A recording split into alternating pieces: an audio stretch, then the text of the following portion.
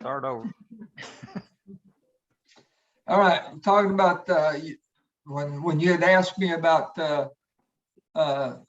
being saved. Yeah. So really, we were raised to always believe in God, but it came in '89 or so, I think it was. We were living in New Iberia. The girls were small, and had to put them in church. Yeah. So we got And what with church? the Baptist, What'd you say about church? when the kids were small, we needed to put them in church. I felt that they needed to be exposed. And it was a Baptist church in New Iberia. And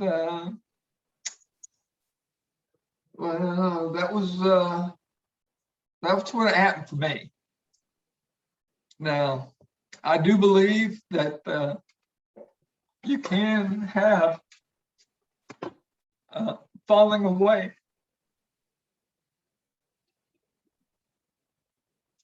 Yep. It wasn't until about 5 years ago that I really came back. Yeah.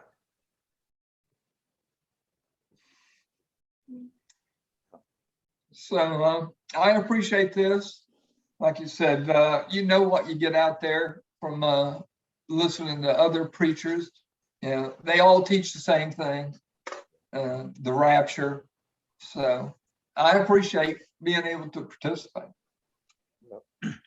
Thank you. I appreciate you very much. In fact, it's so nice for me. I was thinking about that this morning, to be able to come and share things without somebody disagreeing with you on, I mean, not even accepting what you have to say. So for me to be able to sit down and just talk about all this to people that you want to hear it is just really a delight, really. And at my church, even I know God told me to stay there and help them, and that's what I do. But sometimes I almost don't feel, in some ways, I feel like I'm not really a part of the church. I mean, I'm there and I get along. I like everybody. There's wonderful people there.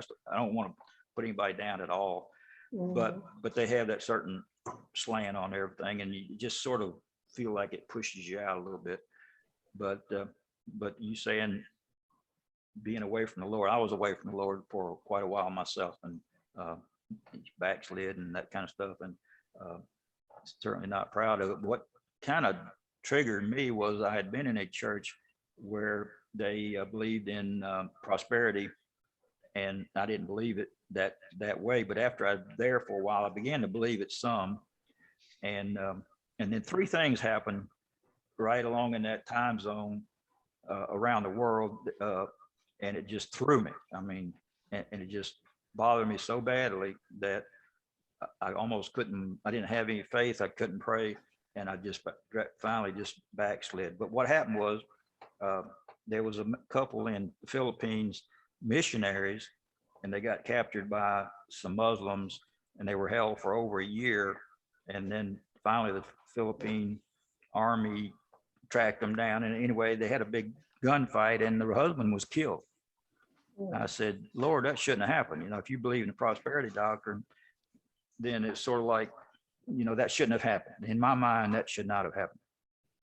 So that was one thing. The other thing was, there was a couple in South America.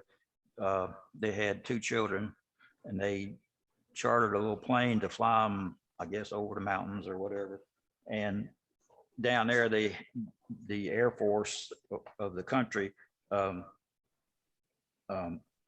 is very much trying to watch out for smugglers with drugs on a little airplane. So every pilot is supposed to submit a flight plan, which the pilot did.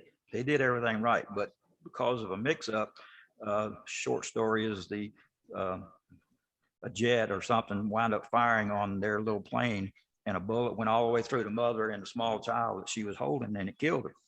And again, I said, that's wrong, Lord. You shouldn't let that happen. And it really bothered me.